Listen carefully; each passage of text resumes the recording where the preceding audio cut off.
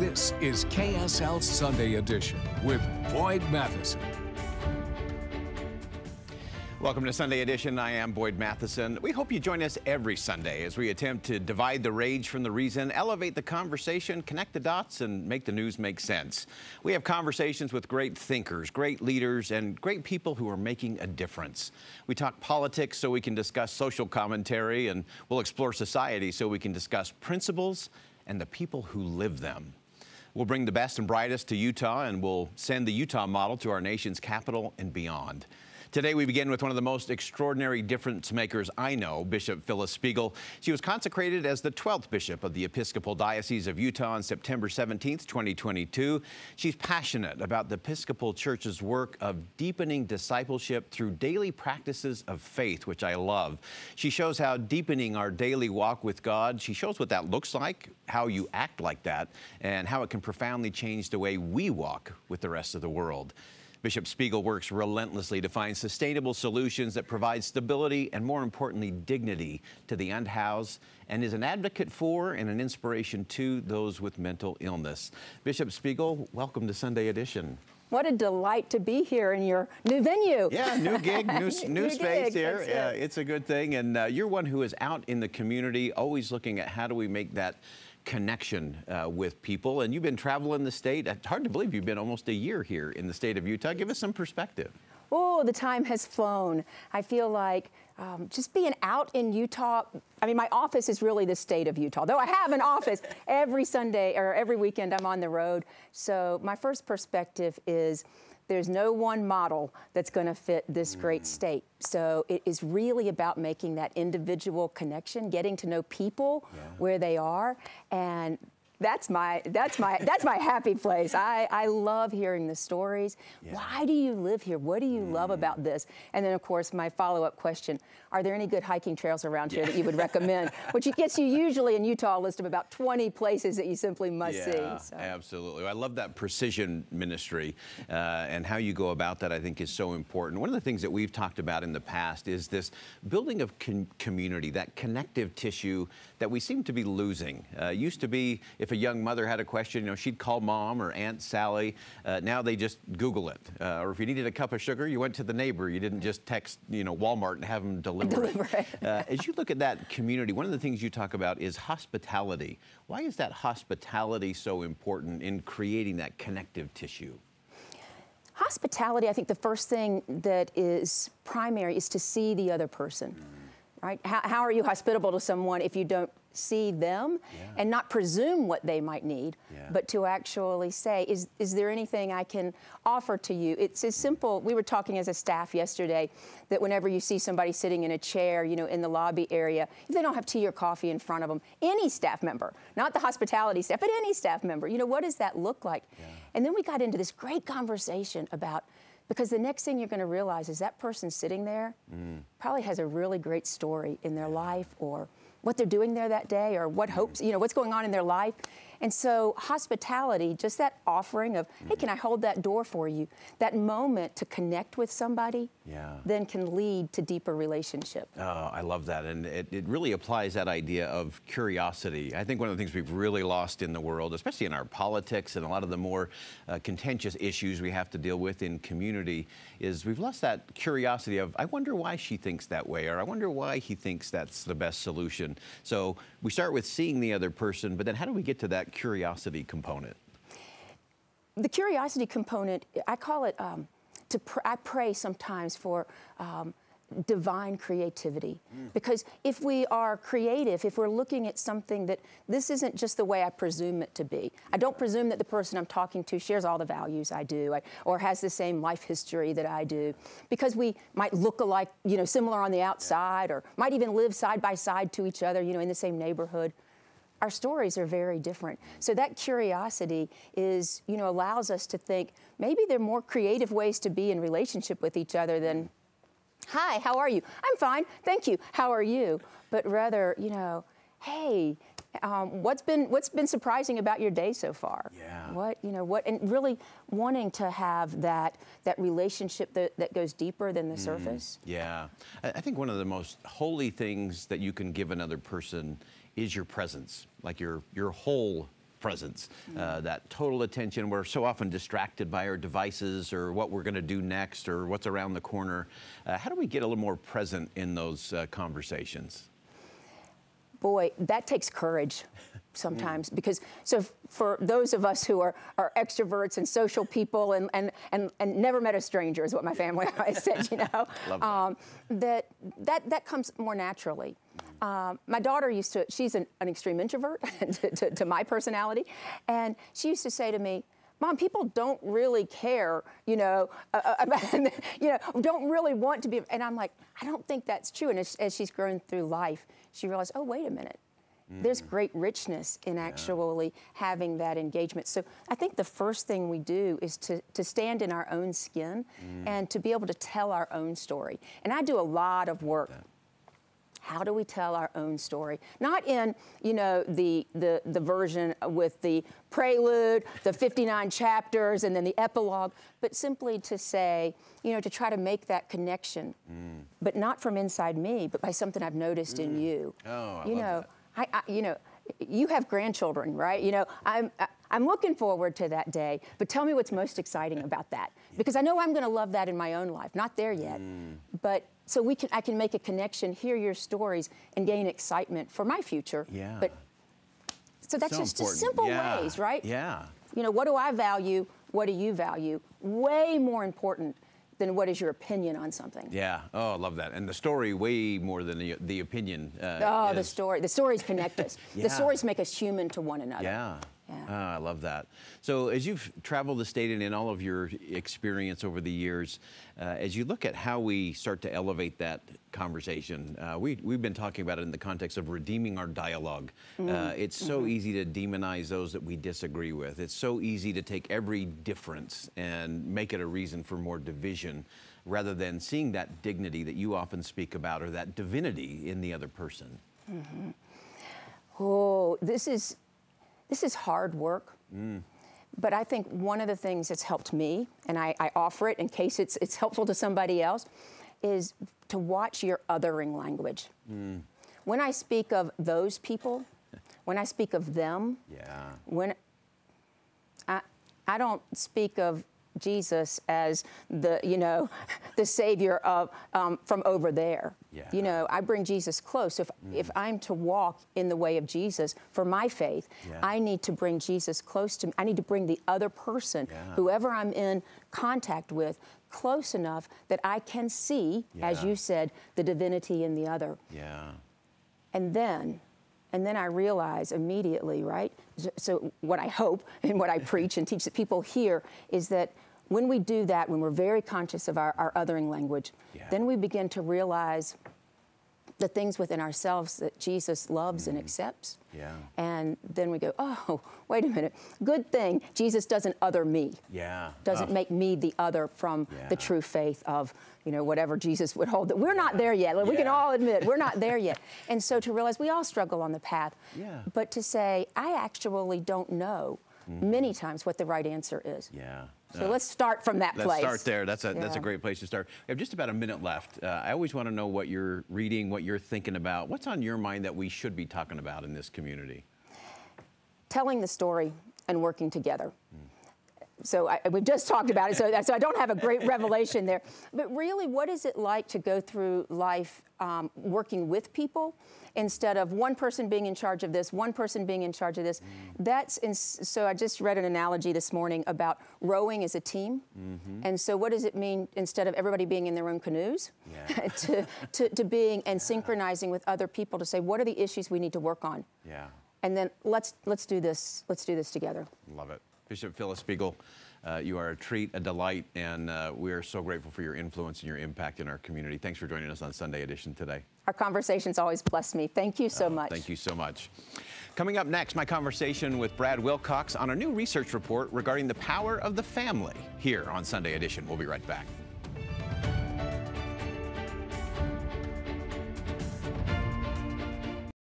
Utah lands at the top of many rankings of state performances across America. The Utah Economic Miracle is widely seen as the best in the nation.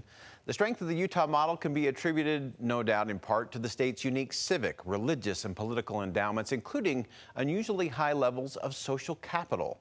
and how levels of government regulation are limited. But Utah's material and emotional success is also attributed to the strength and stability of its families. A new report, The Utah Family Miracle, 5 Policy Ideas to Keep Utah Families Strong and Stable, was recently released. Brad Wilcox, a visiting scholar at the Sutherland Institute, is a professor of sociology at the University of Virginia, director of the National Marriage Project, and the Future of Freedom Fellow at the Institute for Family Studies. Brad, welcome to Sunday Edition. Boy, it's great to be here today.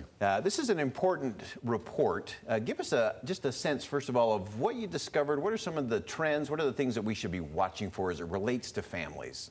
Well, Boyd, the good news, I think, is that Utah is #1 when it comes to sort of strong families. No kids are more likely to live in married parent families than here in Utah. 82% of kids live in married parent families in Utah. So that's far and away the sort of the best trend that we see across the U.S.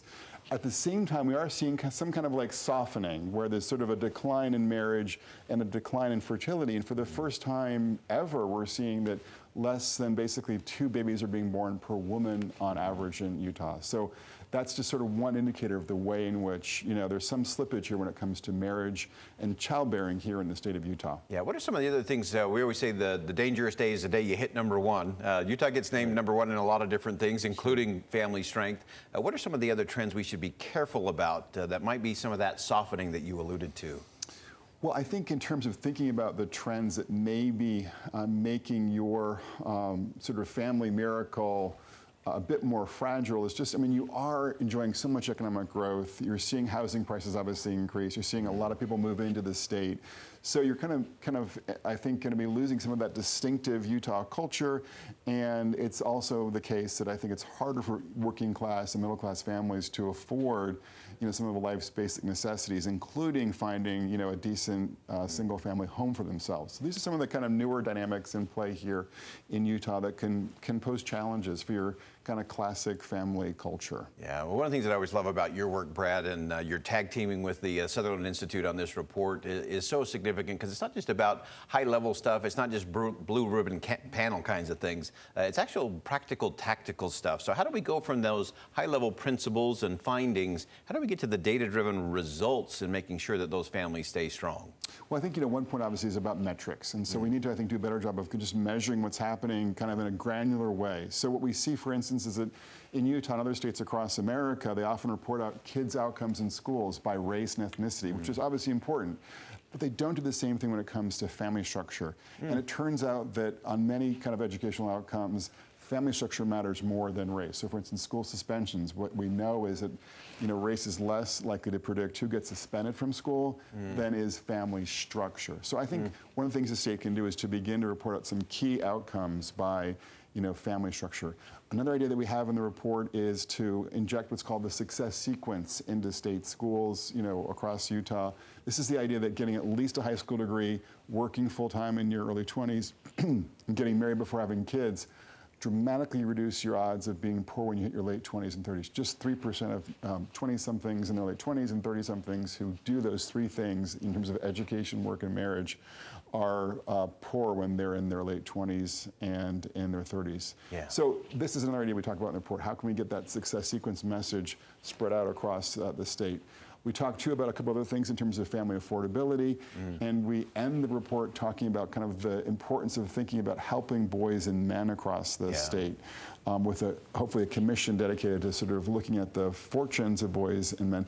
One thing we see in this report is that unfortunately boys are more likely to be dropping out of high school here in Utah compared to girls. It's kind of just one example of the way in which on some outcomes, but of course not all outcomes, boys are not quite measuring up to girls here in the state of Utah. Yeah, that's such an important part of the process. So measuring matters. What you measure really matters. Right. And I think this is one of those areas where sometimes we start talking about family and people say, oh, well, you're pushing religion on people, you're pushing faith on people. Former Governor Mike Leavitt used to always say, it's not about either of those. It's actually the absolute predictability of consequences. You talk about that success sequence. What else should we be thinking about in terms of sequence, data, what we're measuring, and what outcomes we're going to get?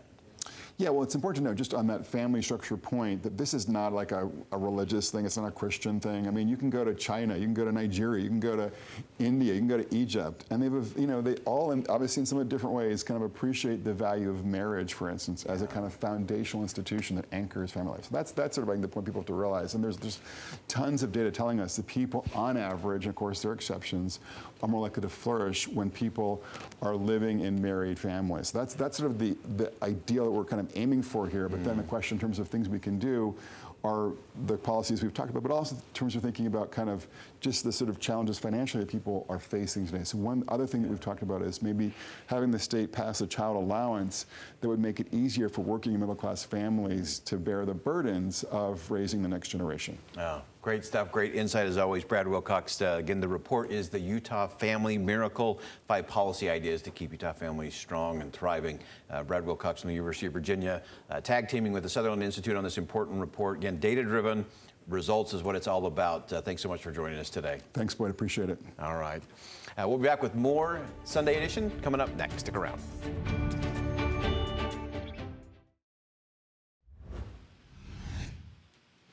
Recently, country music star Miranda Lambert stopped in the middle of a song in the middle of a concert because a group of influencers became a distraction to the rest of the audience as they attempted to take the perfect selfie for their social media pages. Take a look.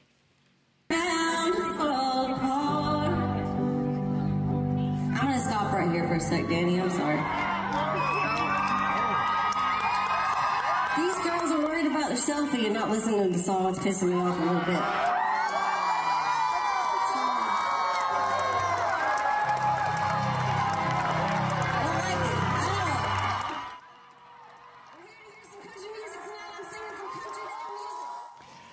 Well, Lambert's public scolding reignited the debate over when selfies are socially acceptable. Is a selfie at the site of a natural disaster or an accident scene sacred? Or that helicopter parent who's roaming the aisles at the school play, are they being responsible or deplorable? For me, the debate is less about what's captured in a selfie, but more about what is missed in the process.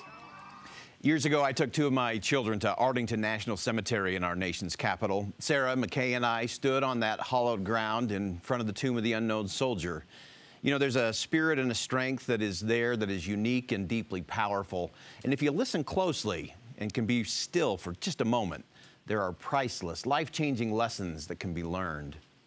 I have a profound appreciation for the sentinels who stand guard at the tomb of the unknown soldier. They pay honor to all those who gave the last full measure of devotion in the defense of freedom. The sentinels' preparation and exactness in fulfilling their duty represents a masterclass in devotion, discipline, and character. So we stood with a crowd of people from across America and around the world who had gathered to watch the famous changing of the guard. A hush fell over the crowd as the ceremony began, and for a brief moment, there was absolute stillness and silence. Then, unfortunately, the focus changed. My daughter Sarah leaned over and softly said, "Dad, they're missing the meaning of the moment by trying to capture it." The silence had given way to people shuffling about, jostling and moving. I looked across the crowd as people positioned and repositioned their phones and cameras and video recorders. Others were maneuvering about for the perfect selfie, that postable shot that their followers on social media could consume and like. The crowd seemed consumed with their quest to capture the moment, and in the process, missed the meaning of what it was really all about. Now, I'm not suggesting we shouldn't take photos or post pictures, not at all. They have a place and can be very important. But before we attempt to focus the lens of a camera or a phone, I think we should probably ask ourselves if our focus and attention should be on something more significant. If our focus is so centered on trying to capture the moment, I'm quite certain that there is little chance we'll capture the meaning of it. Ben Dominic once described the shadow of that all-consuming selfie syndrome, and what it casts and how it gets in the way of meaning over moments. He said they, the selfie takers, put themselves in the foreground of existence, which inevitably means putting life behind them. It requires you to look away from the very thing you wish to capture in order to put your face in the shot, and to do so over and over and over again. So which way we turn and how still we can be will often determine the depth of our experiences. If you wish to maximize the impact of such moments in our lives, we should be turning away from self and toward the meaning. You see, putting ourselves in the foreground of the selfie shot is not only a distraction, but it can actually be a detriment. It prevents us from being present to the moment. You know, I picked up an old saying in Japan many years ago. It contains 3 very simple words: be here now. Be here now. Failing to be present to the moment by trying to capture it often interferes with our ability to feel wonder or experience awe in our lives. Those 2 emotions are part of what make us both human and divine, in my view. I'm convinced that the Selfie Society would be greatly blessed by putting the recording devices down and just being still in the moment. G.K. Chesterton observed it this way. He says, "We are perishing for want of wonder, not for want of wonders." In other words, just learning to be present is what will bring meaning to those moments and bring a new dimension to all of our experiences. It brings a richness to our relationships and more meaning to our memories. It's also worth remembering, by the way, that the memories we store in our mind and our hearts are far better and far more satisfying than what any recording device could ever capture. So life is filled with a host of moments that can truly matter. What we do with those moments also matters. Our greatest task is to make sure we don't become so distracted trying to capture the moment that we end up missing what matters in that moment. Learning to just be still, be present to the moment rather than trying to get one more selfie can actually make all the difference for all of us. Thanks for watching Sunday Edition. I'm Boyd Matheson. And as always, as you go out into the world today, make sure you see something that inspires, say something that uplifts, and do something that makes a difference. Music and the spoken word is next.